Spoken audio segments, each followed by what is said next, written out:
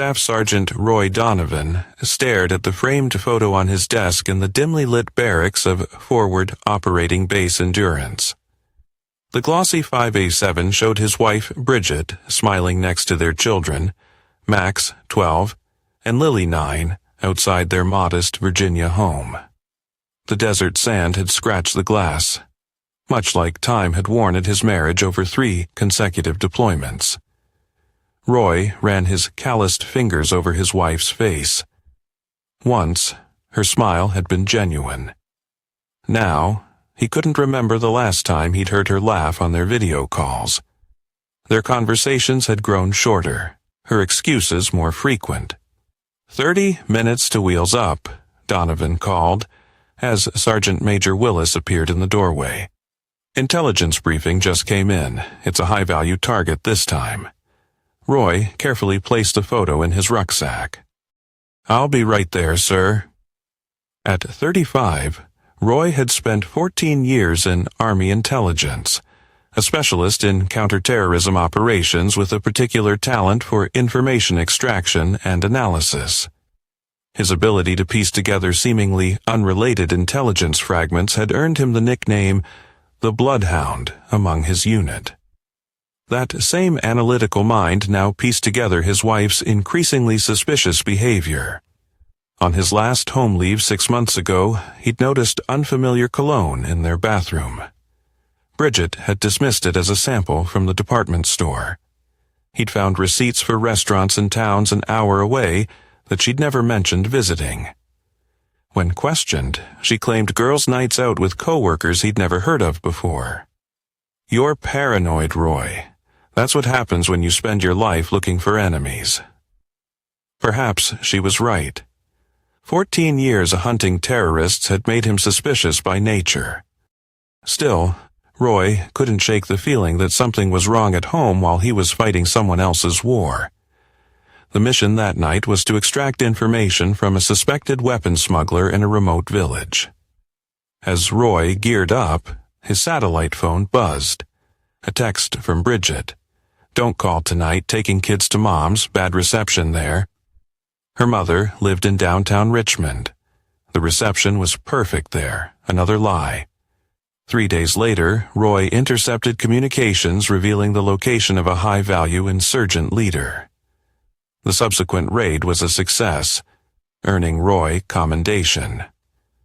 As his team celebrated, he retreated to his quarters and pulled up the home security app on his tablet, the one Bridget didn't know he'd installed before his deployment. The bedroom camera showed a man's jacket slung over his reading chair. At 2:14 a.m., Virginia time, Bridget entered the frame with a man Roy had never seen before.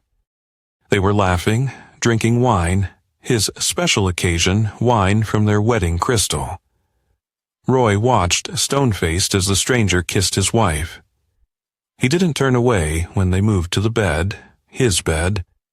Instead, he recorded everything, his tactical mind already formulating the intelligence-gathering operation of his life. When the commanding officer offered Roy leave following the successful mission, he declined. "I need to prepare first, sir," he said, his voice devoid of emotion. "The enemy thinks they have the advantage. I intend to change that." "You sure about this, man?" Lewis Frost, Roy's closest friend in the unit and communications specialist, looked concerned as he helped Roy set up secure channels on his personal devices.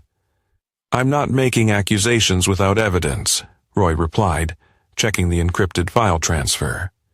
"That's not how we operate," Lewis whistled. The Bloodhound, turning his skills on his own home. "Never thought I'd see the day." "Neither did I," Roy said simply. For the next 8 weeks while continuing his official duties, Roy conducted a covert investigation into his own life. He remotely accessed their joint accounts, cell phone records, and home security footage. He set up algorithms to flag patterns. Hotel charges, unusual restaurant bills, unaccounted time periods. The evidence mounted. The man was Perry Wexler, a pharmaceutical sales representative who had moved to their neighborhood 11 months ago, shortly after Roy's second deployment began. According to Facebook, he'd quickly ingratiated himself with the community, volunteering at the same school fundraisers as Bridget, joining the same gym. Their affair had begun approximately 7 months ago, coinciding with Bridget's sudden interest in fitness and book club meetings that ran suspiciously late. The home security cameras revealed Perry had been in their house at least 36 times, sometimes while the children were at school, sometimes late at night when they were asleep upstairs. Most disturbing to Roy were the recorded conversations about their future together. Roy will be deployed for another 4 months, Bridget had said, curled against Perry in Roy's recliner. After this divorce, with his military record, he'll be lucky to get monthly visitation. The courts always favor the mother. "You sure about this?" Perry had asked, caressing her arm. "Divorcing a war hero won't make you popular around here." "He's no hero to me," Bridget had replied coldly. "He chose the military over us years ago. Besides, we've covered our tracks. He'll never know about us until I'm ready to tell him." The final straw came when Roy discovered text messages about Perry moving into the house after the divorce. The house Roy had purchased with his combat pay and family separation allowance. What Bridget and Perry didn't know was that Roy's security clearance and specialized training gave him access to resources beyond the reach of ordinary civilians.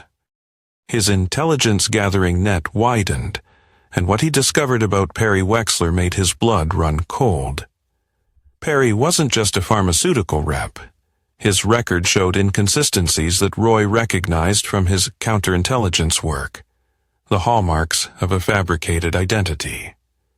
More troubling were the large cash deposits into offshore accounts tied to aliases Roy uncovered through military database access. When Roy finally confided the full scope of his findings to Lewis, his friend's face paled.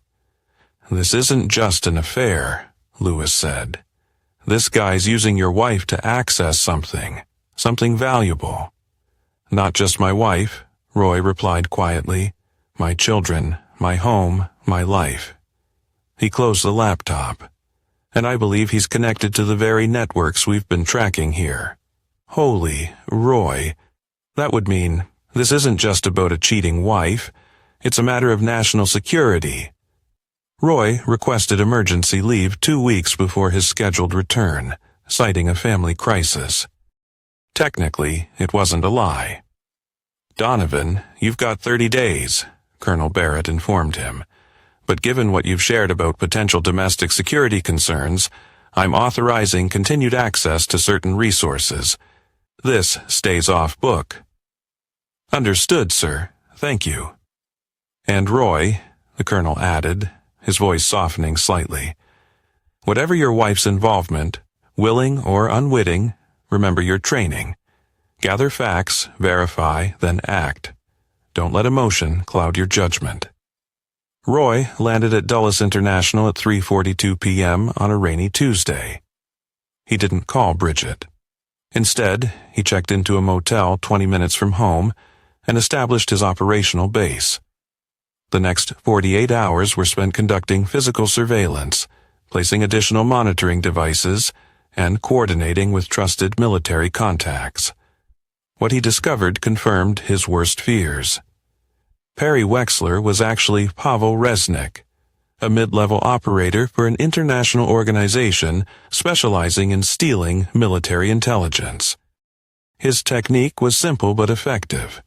Identify military personnel with high security clearances, research their family situations, then target vulnerable spouses during deployments. Roy wasn't the first. 3 other servicemen had been similarly targeted in the past 5 years, each ending in divorce where the operative maintained a relationship with the ex-wife to maintain proximity to the children. Children who might innocently reveal information overheard from their fathers. On the 3rd day, Roy finally went home, timing his arrival for when school records indicated the children would be there, but Bridget would still be at her part-time administrative job. Max opened the door, his eyes widening in shock before he launched himself into his father's arms. "Dad, you're early." "Surprise deployment change," Roy lied smoothly, hugging his son tightly. "Where's your sister, Daddy?" Lily came tearing down the stairs, nearly tackling Roy with the force of her embrace. Her eyes were wet with tears. "I missed you so much." For a moment, Roy allowed himself to simply be a father, reuniting with his children. They talked excitedly over each other, showing him school projects and telling stories while he made them snacks in the kitchen. A kitchen where he had once watched Bridget and Perry prepare intimate dinners via security camera. "Hey, have you met Mom's friend, Mr. Perry?" Max asked innocently. "He comes over a lot. He's teaching me how to throw a curveball." Roy maintained his smile with military discipline. "Is that right? What else does Mr. Perry do when he visits?" he asked casually. The children's innocent answers confirmed everything. Perry had been systematically building relationships with them, asking casual questions about Roy's work, deployments, and even the security systems he used. "Daddy, are you okay?" Lily asked, noticing his expression had hardened. Roy forced his features to soften. "Just tired from the flight, sweetheart," he assured her. He checked his watch. "Listen, I have a surprise. How about we go get ice cream before Mom gets home? I want to hear all about school." He took the children for ice cream, then to a movie, documenting their time together with photos and videos. When they returned home, Bridget's car was in the driveway alongside an unfamiliar Audi. "Whose car is that?" Roy asked casually. "That's Mr. Perry's," Lily said. "He must be helping Mom with the broken shower again." Roy's jaw tightened momentarily before he relaxed it. "Why don't you two go play in the backyard for a few minutes? I want to surprise Mom." He entered his house silently, his years of tactical training evident in his movements. He heard them before he saw them. Bridget's laughter from the kitchen, a man's murmured response. Roy recorded video on his phone as he approached. "The separation agreement looks good," Perry was saying. "Once it's filed, we move for full custody based on his prolonged absences and the psychological impact of his work. The military doesn't fight these things. Bad PR. And the house?" Bridget replied, "As long as we can show you need it for the children's stability, it's practically guaranteed. Military courts are predictable that way." Roy stepped into the kitchen doorway. "Is that right?" The look of shock on Bridget's face would have been satisfying if the situation weren't so grave. Perry recovered more quickly, extending his hand with a practiced smile. "You must be Roy. I've heard so much about you. Perry Wexler." Roy ignored the outstretched hand. "Interesting. I've heard quite a bit about you too, Pavel."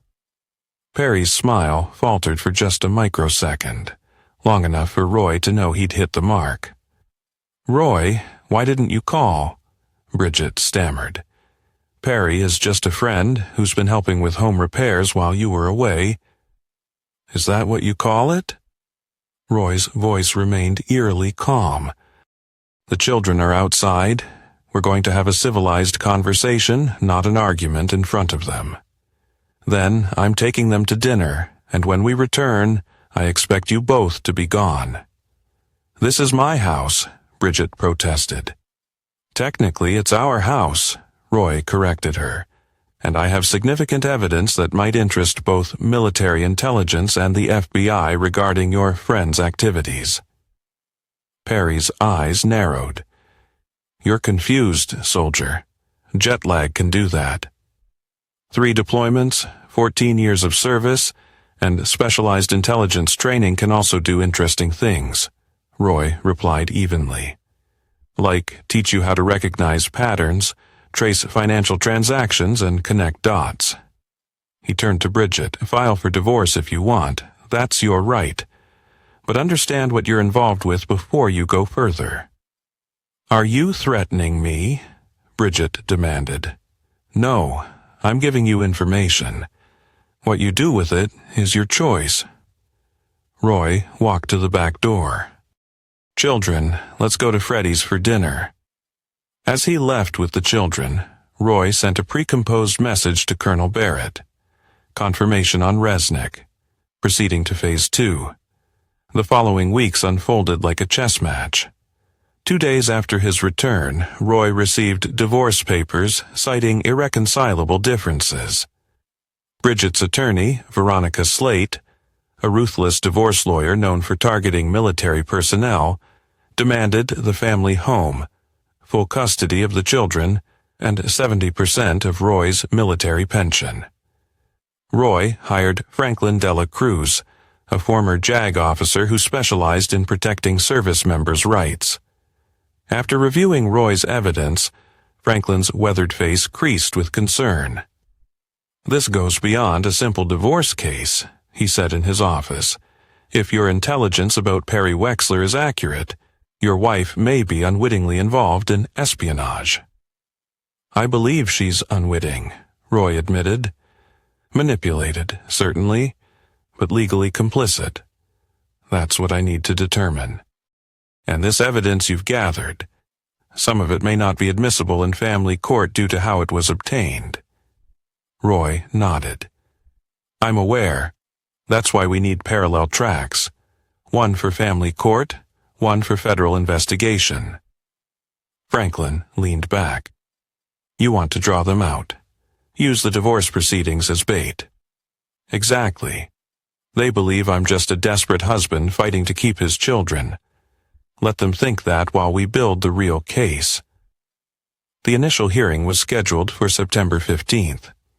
In the intervening month, Roy moved into a small apartment, but exercised his legal right to equal parenting time. The children were confused and upset by the sudden changes, especially when Bridget began allowing Perry to stay overnight. "Why does Mom let Mr. Perry sleep over when you can't live with us anymore?" Max asked during one weekend visit. "Sometimes adults make complicated decisions," Roy answered carefully. "But I want you to know that none of this is your fault, and I'm going to make sure you're both taken care of." When alone, Roy continued his investigation. With Colonel Barrett's unofficial blessing, Roy coordinated with a small team of military intelligence specialists who helped track Perry's movements and communications. What they uncovered was disturbing. Perry had targeted 3 other military families before the Donovans, each time using the same methodology. He goes after families where the service member has access to classified intelligence, explained Captain Morales, a cybersecurity specialist assisting Roy off-duty. Gets close to the spouse, engineers a divorce, then maintains access to the children as a step-parent figure. Children talk, especially to adults they trust. They repeat things they've overheard, show things they've found. It's insidious and effective. Roy added grimly, "Have we identified his handler yet?" "Working on it. We've traced communications to a shell company in Delaware that we believe is a front. But here's something interesting. Large sums are being moved into accounts accessible to your wife." Roy's expression darkened. "Show me." The financial trail revealed that Bridget had recently opened a private account where significant funds were being deposited. Funds that coincided with Roy's deployment schedules and security clearance upgrades. The pattern suggested payment for specific intelligence milestones. She's not just being manipulated, Roy realized. She's being compensated. The betrayal cut deeper than the affair. Roy had dedicated his life to protecting his country, only to discover the enemy had been sleeping in his bed, raising his children, and all while selling whatever information they could extract from his home, his personal effects, and possibly his children's innocent conversations. When Roy confronted Bridget about the money during a custody exchange, her reaction confirmed his suspicions. "You're spying on my private accounts?" she hissed, glancing nervously toward where Perry waited in the car. "That's illegal." "Is it more or less illegal than accepting payments from foreign nationals in exchange for access to military intelligence?" Roy asked quietly.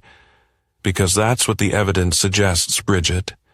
"You're insane," she snapped, but her voice trembled. "Perry is a pharmaceutical representative. The money is from investments he's helping me make. Investments that coincidentally align with my deployment dates and security clearance changes." Roy leaned closer. "Think carefully about what you're involved in, for the children's sake, if not your own." For a brief moment, uncertainty flickered across Bridget's face. Then Perry honked the car horn, and her expression hardened again. "The judge will hear all about your paranoid accusations and surveillance," she said coldly. "Enjoy your visitation while it lasts." As September 15th approached, the legal battle intensified. Veronica Slate filed emergency motions alleging Roy was unstable and potentially dangerous due to PTSD, a condition he'd never been diagnosed with. The court ordered psychological evaluations for both parents. Meanwhile, the parallel federal investigation accelerated as Roy's military contacts uncovered connections between Perry Wexler, also known as Pavel Reznik, and known foreign intelligence networks. The evidence was mounting, but they needed to catch him in the act of receiving or transmitting classified information. 3 days before the custody hearing, Roy received an encrypted message from Colonel Barrett. Handler identified, moving to secure, maintain cover until confirmation. That evening, as Roy prepared dinner for the children during his parenting time, Max asked a question that chilled his blood. "Dad, is it bad if I told Mr. Perry about your special computer when he asked where you keep your work stuff?" Roy kept his voice casual. "What did you tell him exactly, buddy?" "Just that you have a locked cabinet in your office where you put your special laptop when you come home from deployments. He said he wanted to get you a surprise." Roy hugged his son. "That's not bad at all. You didn't do anything wrong." But internally, his tactical mind was racing. The locked cabinet contained his secure laptop with biometric access. Nothing Perry could easily breach, but the attempt indicated they were getting desperate. That night, after returning the children to Bridget, Roy contacted Franklin. "We need to accelerate. They're making direct attempts to access classified systems now." "The hearing's in 3 days," Franklin reminded him. "We need Judge Holbrook to understand the full picture." "Not the full picture," Roy corrected. "Just enough to protect the children while we spring the trap. I've prepared something for the court, something that will change everything." The family courthouse bustled with activity. On the morning of September 15th, Roy arrived early, dressed in his formal military uniform with service medals displayed, a calculated decision that his attorney had advised against. "They'll accuse you of trying to curry favor with the court," Franklin had warned. "I'm not hiding who I am or what I've sacrificed," Roy had replied. "Let them attack my service record if they dare." Bridget arrived with Perry and her attorney, looking confident in an expensive suit Roy had never seen before. The contrast was striking. Roy in his uniform representing duty and service, Bridget and Perry in designer clothes symbolizing their new life built on deception. Veronica Slate immediately objected to Roy's uniform. "Your Honor, Sergeant Donovan is clearly attempting to bias the court with this military theater." Judge Alberta Holbrook, a stern woman in her 60s with a reputation for fairness, peered over her glasses. "Miss Slate, service members have the right to wear their uniforms in court. Objection overruled." The initial proceedings followed predictable patterns. Bridget's attorney painted Roy as an absent father, whose dangerous occupation and multiple deployments made him unsuitable for a significant custody. She emphasized Roy's alleged paranoid behavior since returning home, including stalking Bridget and Perry and making unfounded accusations. Mrs. Donovan has been the primary caregiver throughout the children's lives. While Sergeant Donovan chose repeated overseas deployments, Veronica argued. Now he returns and expects to disrupt the stable environment she's created. Furthermore, his disturbing allegations against Mr. Wexler, a respected pharmaceutical representative who has been a positive influence in these children's lives, demonstrate his instability. When it was Franklin's turn, he took a different approach than Roy had expected. Your Honor, my client has indeed served 3 combat deployments, protecting the very freedoms that allow us to be in this courtroom today. During those deployments, he continued to support his family financially and emotionally as best he could from thousands of miles away. What he didn't expect was to return home and discover his wife had not only violated their marriage vows, but potentially compromised national security in the process. Veronica Slate immediately objected. These outrageous accusations have no place in a custody hearing. I'm inclined to agree, Counselor, Judge Holbrook said to Franklin. Unless you have evidence relevant to the welfare of these children, I suggest you focus on custody factors.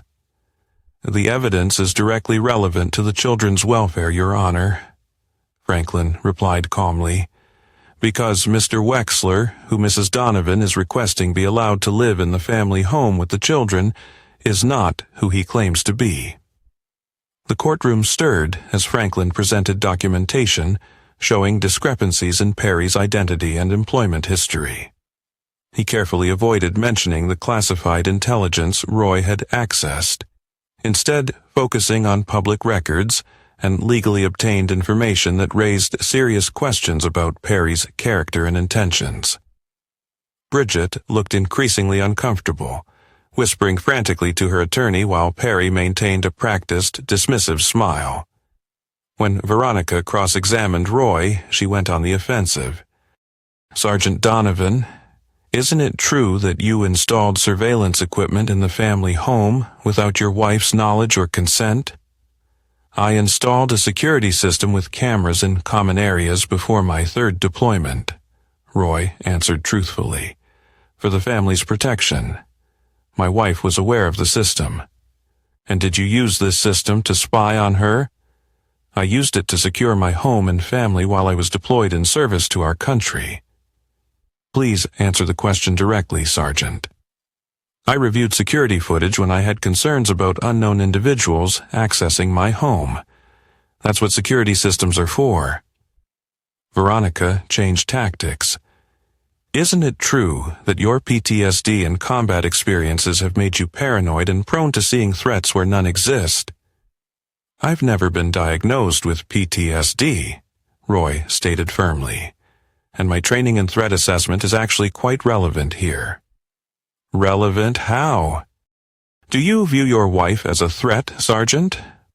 Roy looked directly at Bridget. I view anyone who endangers my children's welfare as a threat, Counselor. The morning testimony concluded with character witnesses for both parties. Roy's commanding officers testified to his integrity and dedication, while Bridget presented neighbors and school officials who attested to her active involvement in the children's lives. After lunch recess, Judge Holbrook addressed both parties. I've reviewed the preliminary evidence and testimony. While I find Sergeant Donovan's concerns about Mr. Wexler troubling, I'm not seeing sufficient evidence that would impact a custody determination at this time. She turned to Bridget. Mrs. Donovan, the court acknowledges your role as primary caregiver, but also recognizes Sergeant Donovan's right to a meaningful relationship with his children, despite his military service obligations.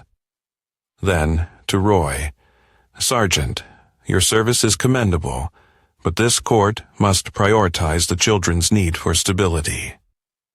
The judge's preliminary comments suggested she was leaning toward granting Bridget primary physical custody with liberal visitation for Roy. Exactly what Bridget and Perry wanted, and exactly what Roy had anticipated.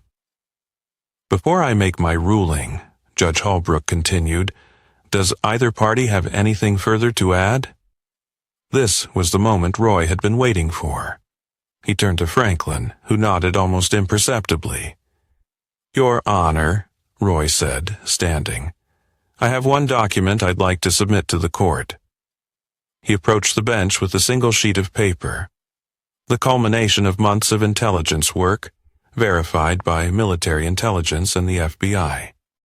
The document contained no classified information, only the results of their investigation into Perry Wexler, also known as Pavel Resnick, including his connections to foreign intelligence operations and the financial trail linking him to Bridget.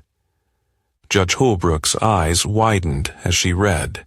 She looked up at Roy, then at Perry and Bridget, her expression transformed from judicial neutrality to alarm. No one moves, she ordered sharply. Bailiff, immediately close the doors and secure this courtroom. Perry stood suddenly. This is ridiculous. I'm not subject to these proceedings.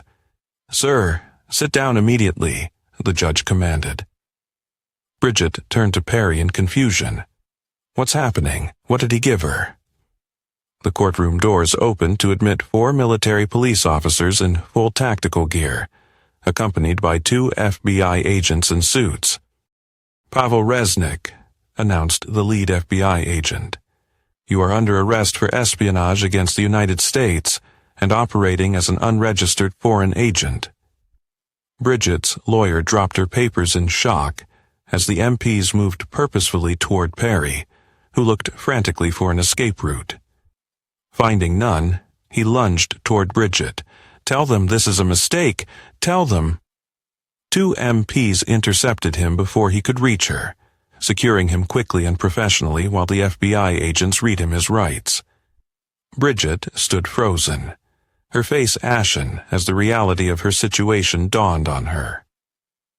Mrs. Donovan, said the second FBI agent approaching her, we'll need you to come with us as well for questioning regarding your involvement in this matter. I don't understand, Bridget whispered, looking desperately toward Roy. What is this? Roy met her gaze evenly. This is the consequence of choices, Bridget.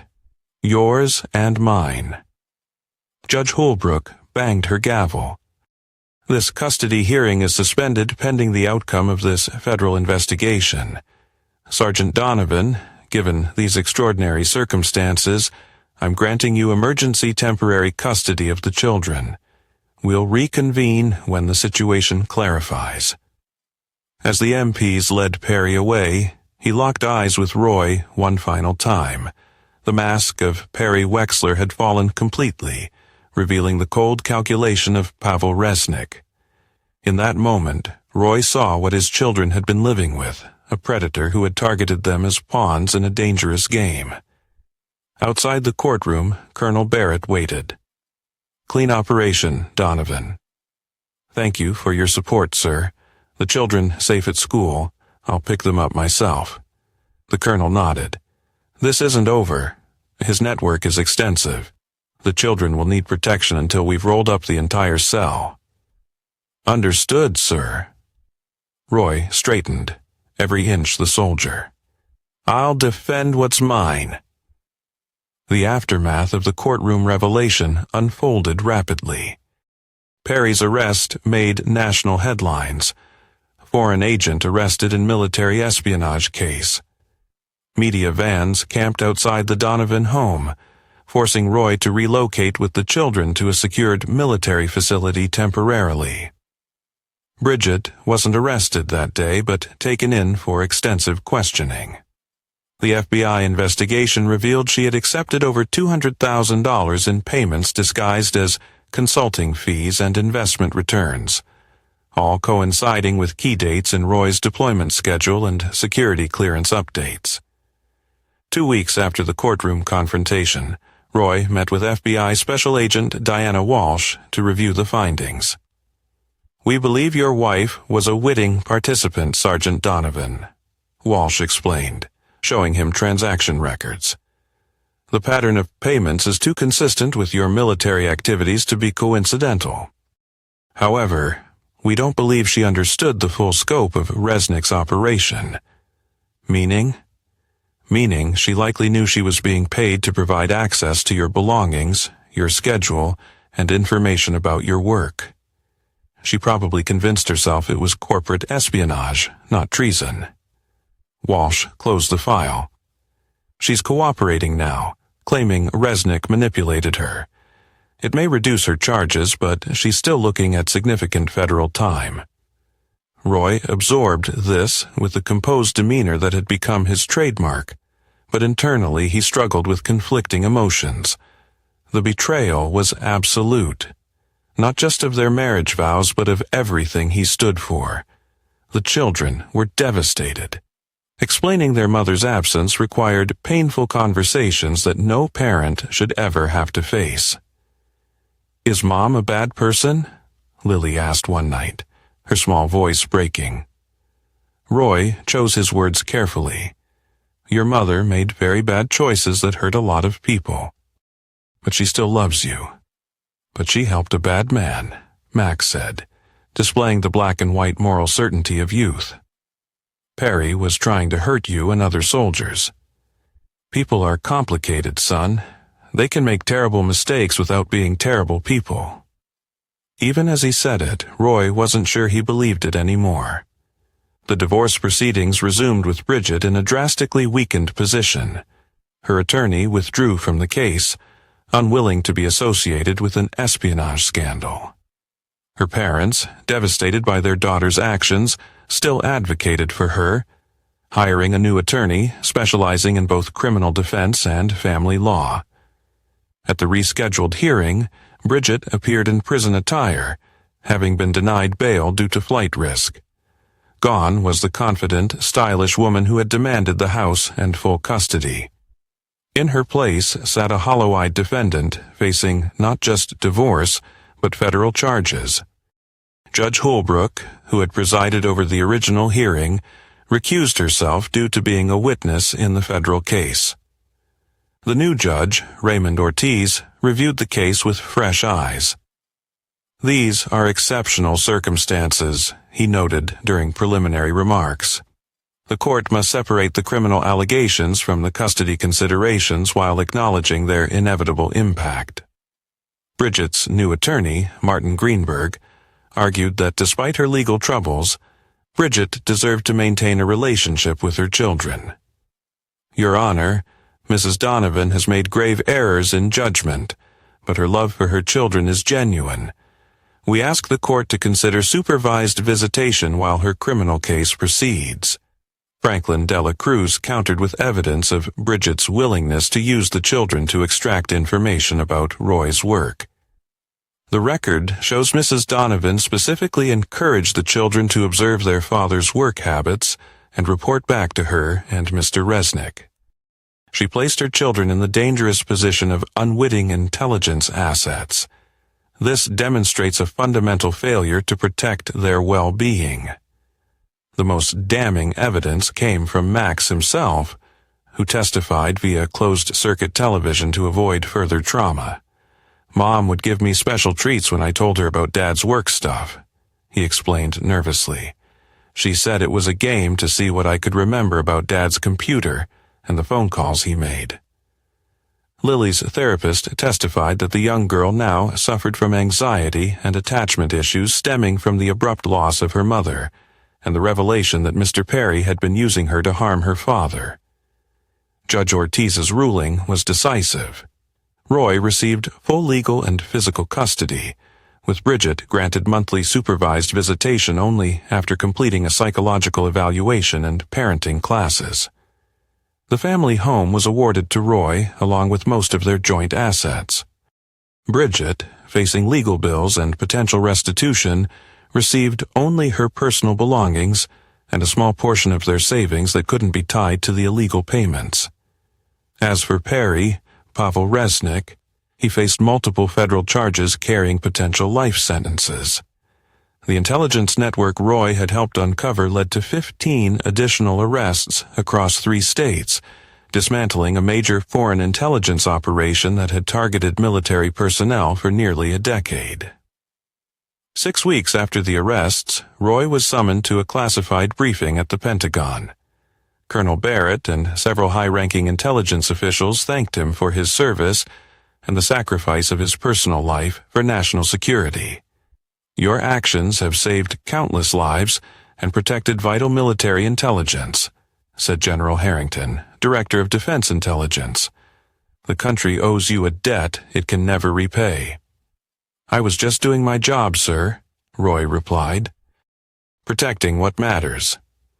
We'd like you to continue that work, the general said. Your unique experience makes you invaluable to our counterintelligence efforts. We're offering you a promotion and a position with the newly formed Military Family Security Unit. You'd help identify and prevent exactly the type of operation that targeted your family. Roy considered the offer. With respect, sir, my children need stability now. They've lost their mother to federal prison. They need their father present. Understood, Sergeant. That's why this position is non-deployable, based here in Virginia. Regular hours for the most part. The general slid a folder across the table. Review the details. This work would protect other military families from experiencing what yours has endured. That evening, Roy sat on the back deck of the family home, now just his and the children's home, reviewing the offer. The position would allow him to continue serving while remaining present for Max and Lily. More importantly, it would give purpose to the personal tragedy they'd endured. As he contemplated the future, his secure phone buzzed with a message from Agent Walsh. Resnick talking. Claims operation larger than we thought. More sleepers in military communities. Can you come in tomorrow? Roy texted back. We'll be there, 0900. Inside, he heard Lily laughing at something Max said, a sound that had been too rare in recent months. Their resilience amazed him. Despite everything, they were healing, adapting, finding moments of joy. He wouldn't let what happened to them happen to another military family. The battlefield had changed, but his mission remained the same. Protect what matters at any cost. 1 year after the courthouse revelation, Roy stood at his kitchen counter reviewing school permission forms while the children ate breakfast. Their morning routine had found its rhythm, lunches packed, backpacks checked. A carefully maintained stability had become their salvation. Dad, I need you to sign this for the Science Museum trip, Max said, sliding a form across the counter. At 13, he'd grown 2 inches in the past year and had recently joined the junior ROTC program at school. Got it. Lily, do you have your math homework? Roy asked, scanning the permission slip before signing. Lily, now 10, nodded while finishing her cereal. The therapy sessions had helped tremendously. Her anxiety attacks had decreased, though she still slept with her door open and occasionally crawled into Roy's bed after nightmares. Can we visit Mom this weekend? Max asked quietly, not meeting Roy's eyes. Roy maintained his neutral expression, though the question still triggered a complex wave of emotions. She's scheduled for Saturday at 11 a.m., same as always. The monthly visits to the Federal Correctional Institution where Bridget was serving her 8-year sentence had become part of their routine, though not one Roy particularly looked forward to. Bridget had taken a plea deal, admitting to lesser charges of failing to register as a foreign agent and wire fraud. In exchange, she provided extensive information about Resnick's network. I don't want to go this time, Lily said, staring into her cereal bowl. That's your choice, sweetheart, Roy assured her. You never have to go if you don't want to.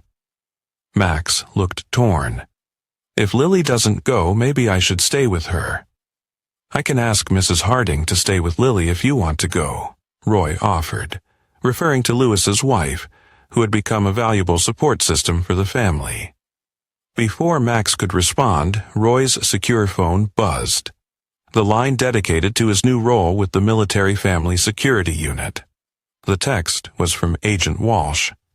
Resnick requesting meeting, says has critical information, specifically asked for you. Roy's jaw tightened involuntarily.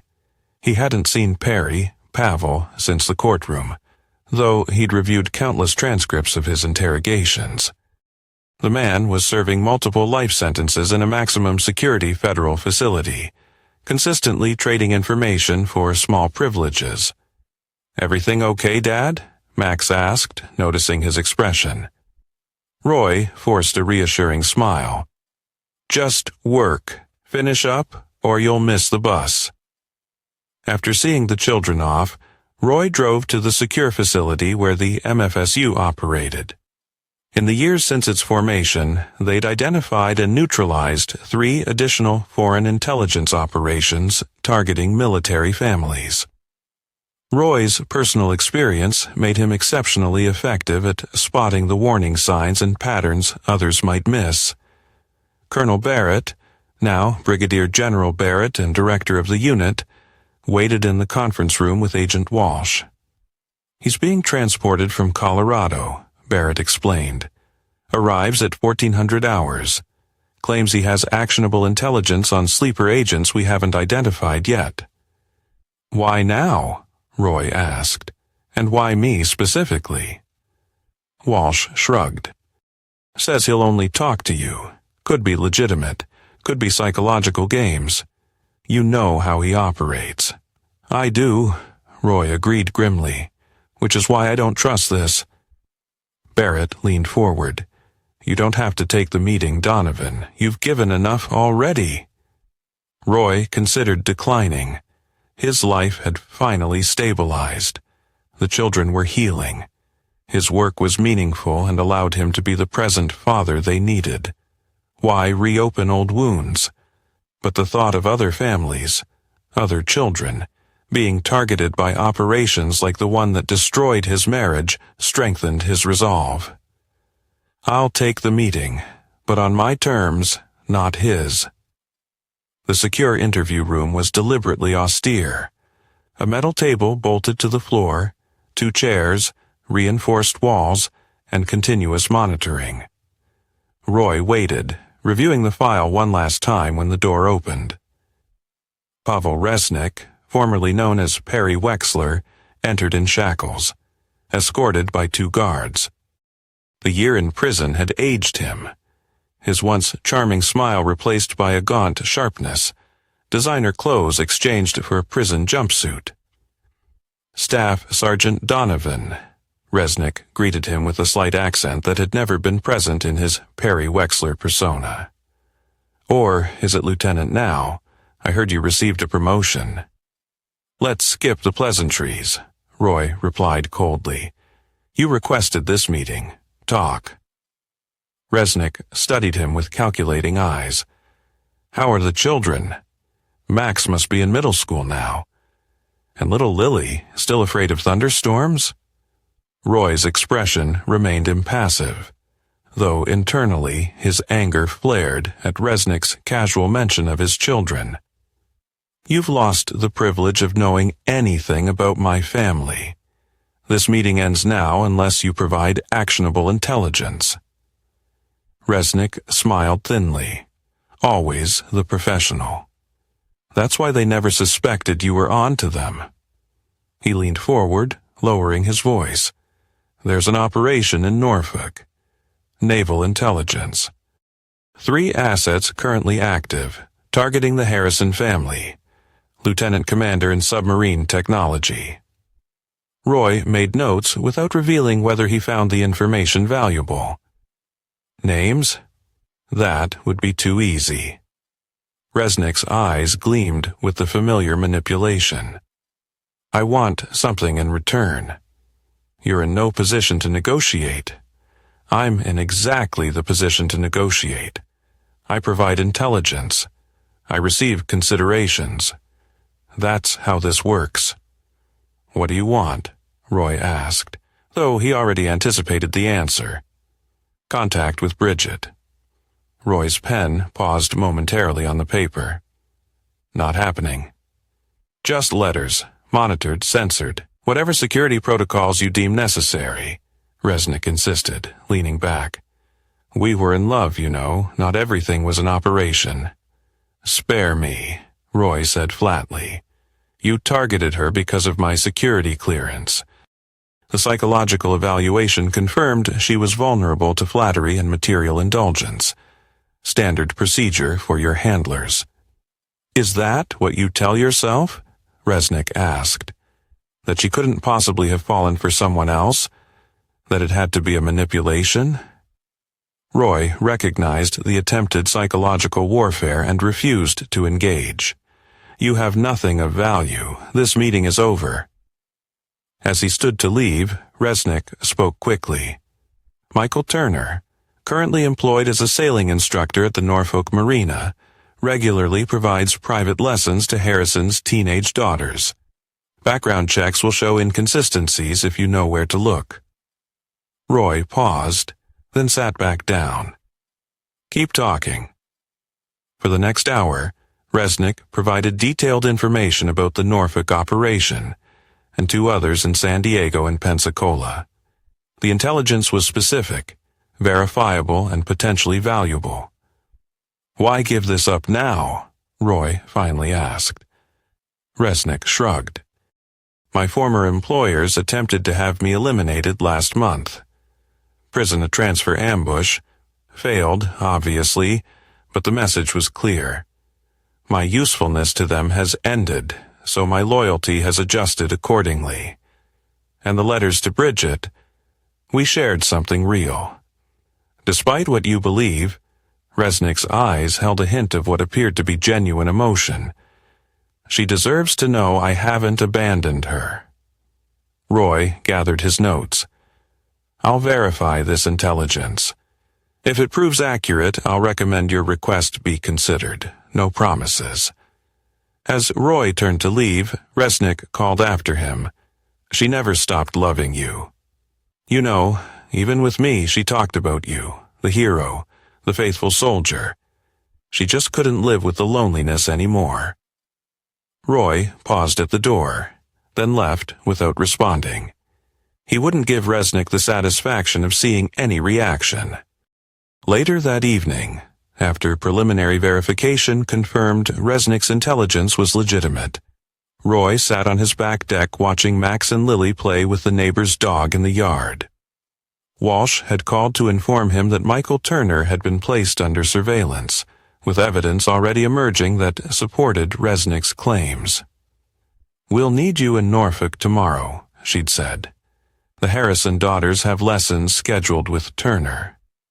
I'll be there, Roy had replied, after I drop the kids at school. Now, watching his children's innocent play, Roy contemplated Resnick's request. The thought of the man communicating with Bridget repulsed him. Yet, denying valuable intelligence out of personal vendetta wasn't who Roy was, or who he wanted to be. His phone buzzed with a text from Bridget's prison account.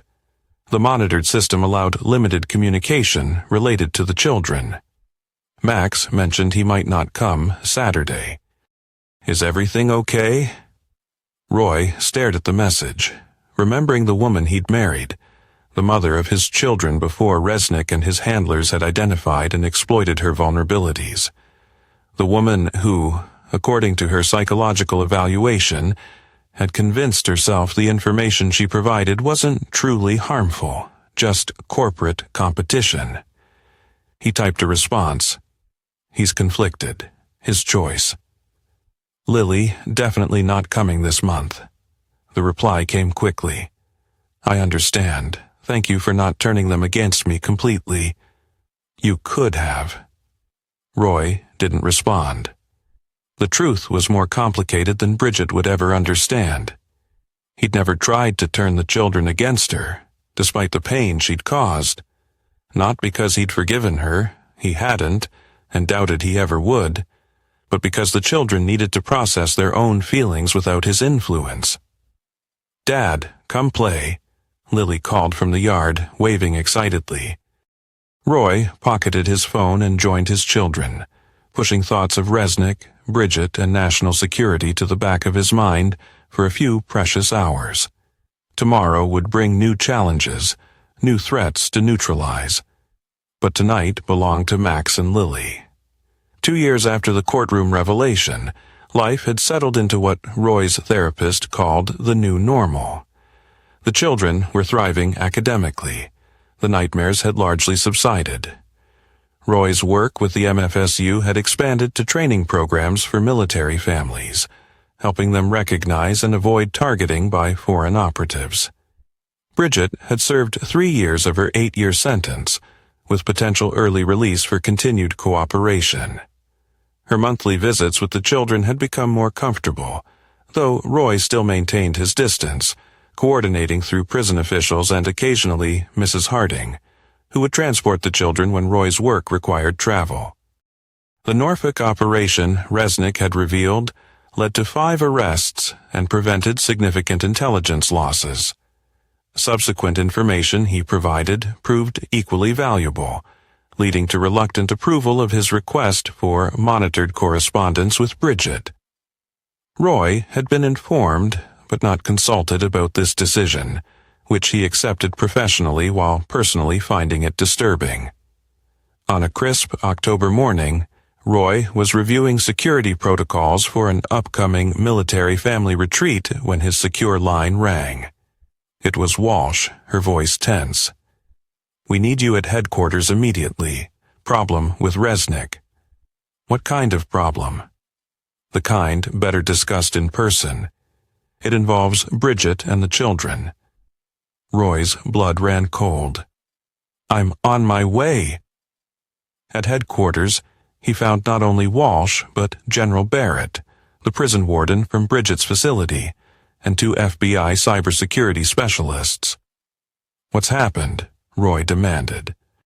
Walsh nodded to one of the specialists, who pulled up a series of communications on the main screen.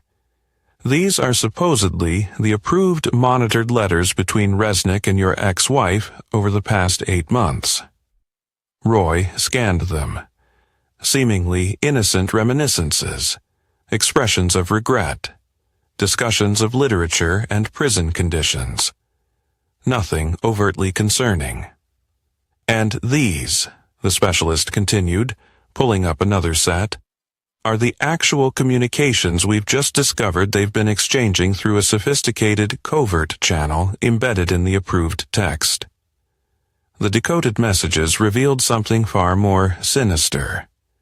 Resnick and Bridget had been communicating in an elaborate code, discussing not just their personal relationship, but Roy's current work, his schedule, and most alarmingly, details about the children. "How is this possible?" Roy asked, struggling to maintain his composure. "Every communication is supposed to be screened." The warden looked deeply uncomfortable. The coding method was extremely sophisticated, steganographic techniques embedded in seemingly innocent phrasing, triggered by specific word patterns. Our regular screening protocols missed it.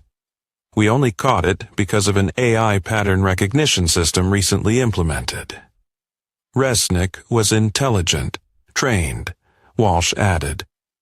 And it appears he taught Bridget the coding method through the approved letters, building the system gradually under our noses. Roy's focus zeroed in on one particular decoded message from Bridget. Max mentioned ours new girlfriend works in nuclear program. Need name and access level. She's been using the visitations to gather intelligence from the children, Roy realized, his voice dangerously quiet. About me, about my work. No one contradicted him. The evidence was clear. General Barrett cleared his throat. "We're revoking all communication privileges for both of them, effective immediately. Bridget is being transferred to a higher security facility with no contact provisions except legal counsel. Resnick is losing all privileges he earned through cooperation." "And the children?" Roy asked. That's partly why we called you in, Walsh said gently. The content suggests Bridget has been systematically questioning them during visits, particularly Max, about your personal life and work details. Given your position, this represents a significant security breach potential. The implications hit Roy like a physical blow. The monthly visits he'd facilitated, believing they were important for the children's emotional healing, had been weaponized. Bridget hadn't changed at all. She'd merely adapted her methods. "We need to interview the children," one of the FBI agents said. "Determine exactly what information may have been compromised." "No," Roy stated firmly. "They've been traumatized enough. I'll handle this." "Donovan," General Barrett began, "protocol requires—" "With all due respect, sir, these are my children. I know how to question them without causing additional trauma. I've been trained in these techniques, and I understand exactly what information we need to assess the breach." After some discussion, a compromise was reached. Roy would have an initial conversation with the children, recorded for security purposes, with a child psychologist present. Based on those findings, a determination would be made about further investigation. That evening, Roy sat at the kitchen table with Max, now 14, and Lily, 11. He'd picked them up from their after-school activities early, knowing this conversation couldn't wait. "I need to ask you both some important questions about your visits with Mom," he began carefully. "You're not in trouble, and Mom's not in trouble. We just need to understand some things." Max's expression immediately grew guarded. "What kind of things?"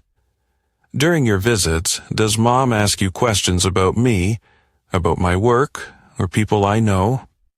The siblings exchanged a quick glance that confirmed Roy's fears before either spoke. "Sometimes," Lily admitted. "She asks if you're happy, if you're dating anyone, normal mom stuff." "Does she ask about specific people or about my job?" Max stared at the table. "She asked about Laura a lot. Wanted to know what she does at the base. I just said she works with computers because that's all I know anyway." Laura Phillips was a cybersecurity specialist at the MFSU whom Roy had been dating for approximately 6 months. Her work involved classified nuclear defense systems. "What else, Max?" Roy prompted gently.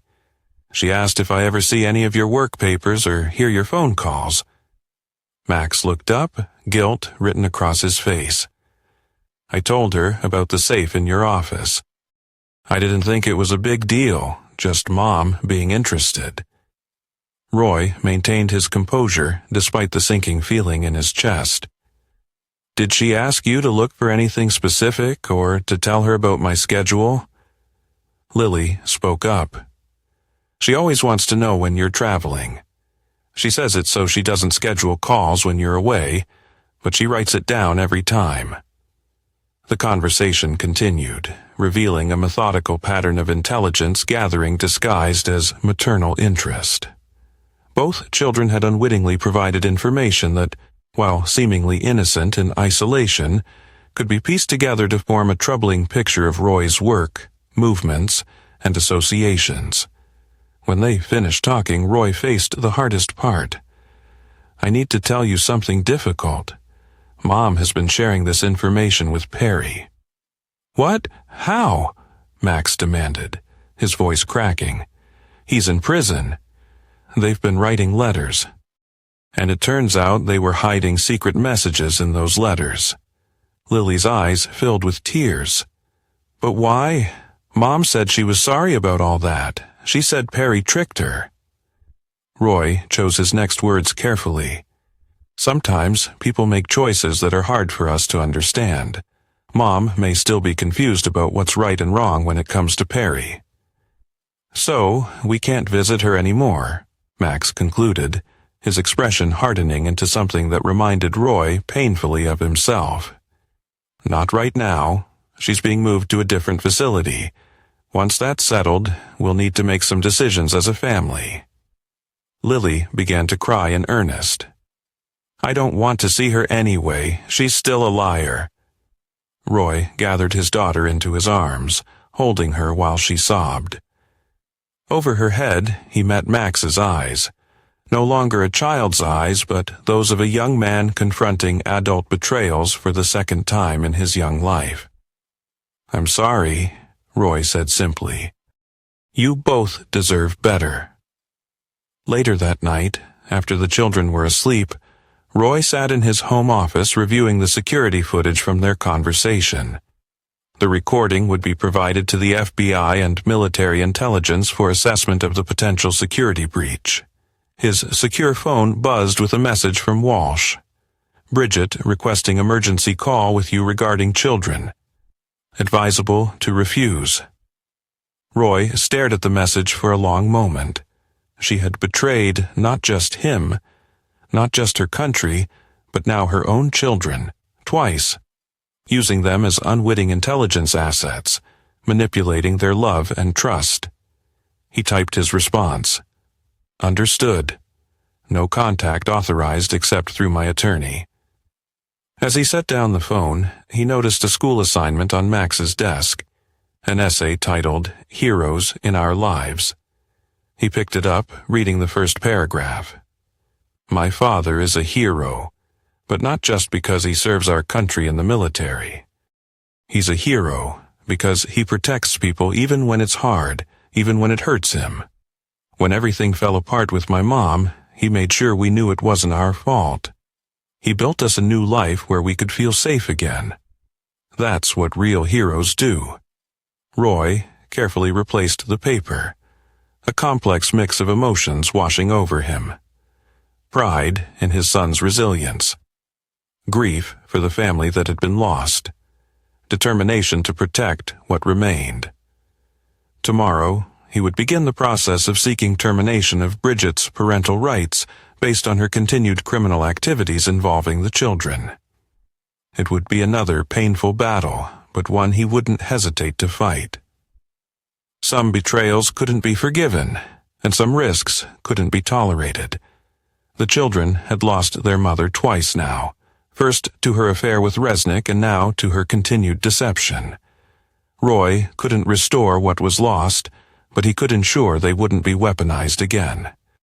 5 years after the courtroom revelation, Roy stood in his dress uniform, watching Max graduate from high school. Now, 19, his son had grown into a young man of impressive character. Academically gifted, physically disciplined, and possessed of a quiet strength that reminded Roy of his own father. Beside him sat Lily, 16, recording the ceremony on her phone. She'd overcome her earlier trauma through years of therapy and had blossomed into a confident young woman with a passion for cybersecurity, inspired, she said, by watching her father's work protecting military families.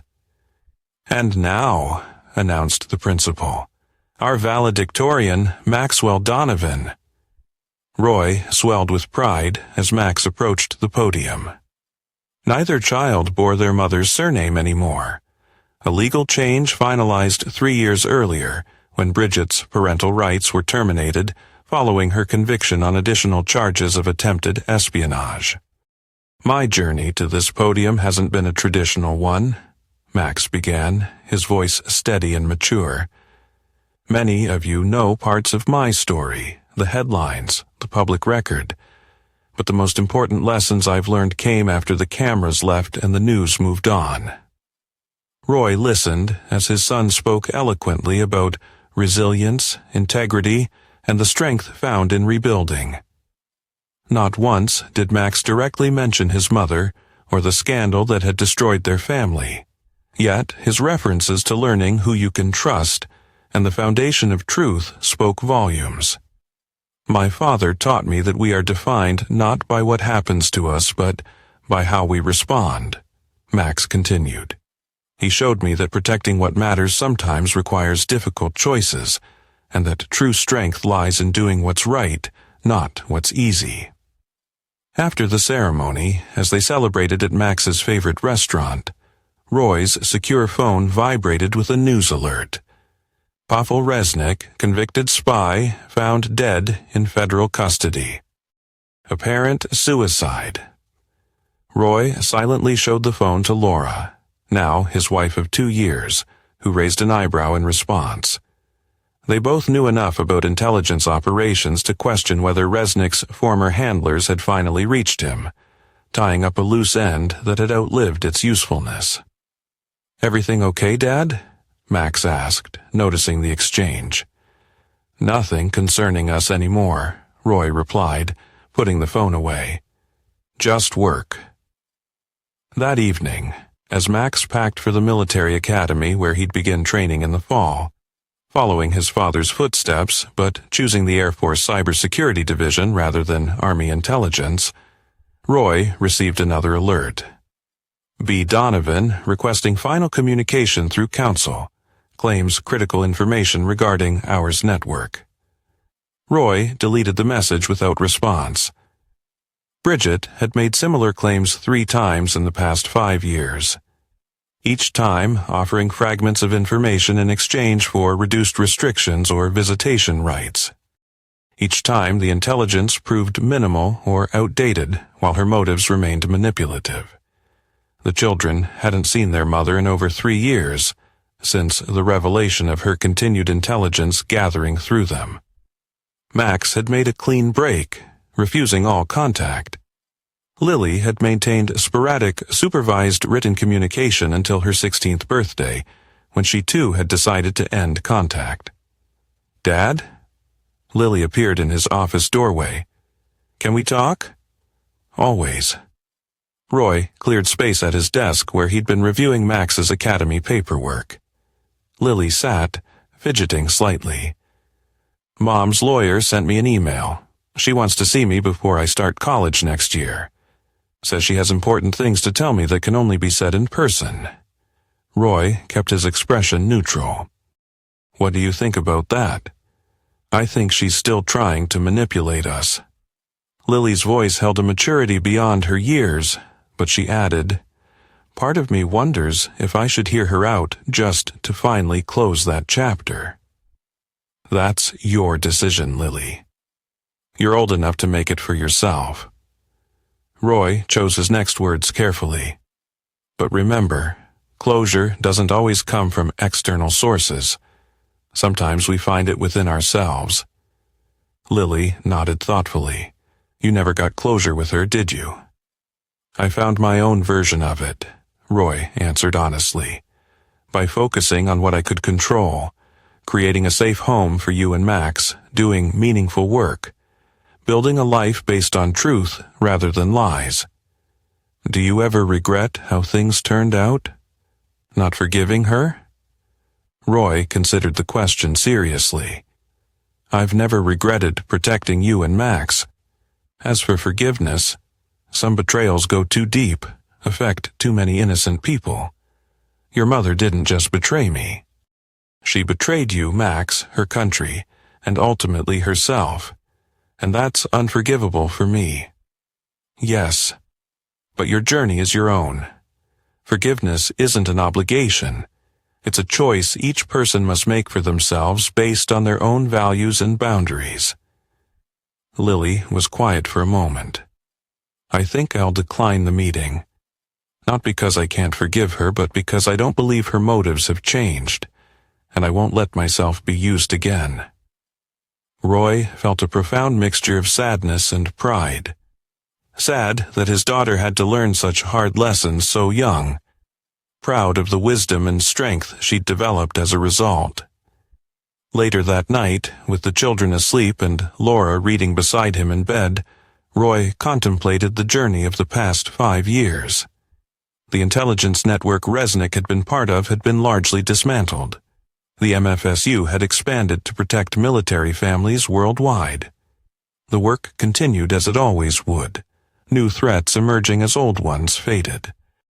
"Penny, for your thoughts," Laura said, setting aside her book. "Just reflecting," Roy replied. Max heading to the academy. Lily making her own decisions about Bridget. The fortress stands. Laura understood the reference. Early in their recovery, Roy had described his approach to rebuilding their family life as constructing a fortress. Not to hide within, but to create a secure foundation from which the children could safely engage with the world. You've given them something remarkable, Roy. Not just protection, but the tools to protect themselves. We all have, he corrected, including her in the achievement. Laura had been instrumental in helping the children heal, bringing warmth and stability while respecting the complex emotions surrounding their mother. His phone buzzed once more, the final update he'd been waiting for. The message was brief. B. Donovan. Transfer complete. Maximum security communications blackout implemented per court order. Roy set the phone aside without comment. Bridget had made her choices, repeatedly. Now she would live with the consequences, permanently isolated from the family she had betrayed and the children she had attempted to exploit. The legal battle to terminate all contact had been brutal but necessary, with the court ultimately agreeing that her continued manipulation represented an ongoing threat to both the children's well-being and national security. In the morning, Roy would help Max load his car for the academy. In the fall, he would see Lily begin her senior year of high school. Their lives would continue to unfold, shaped by, but not defined by, the betrayals of the past. The fortress he had built around his family wasn't comprised of walls, but of truth, transparency, and unwavering principles. Within its boundaries, his children had found not just safety, but the strength to forge their own paths. Outside its protection, those who had chosen deception over loyalty, manipulation over love, would find no quarter, no forgiveness, no return. Some might call him unforgiving. Roy considered it clarity of purpose. The enemy had breached his home once, using those he loved as weapons against all he stood for. That breach had been sealed, the damage repaired, the lessons learned. Never again.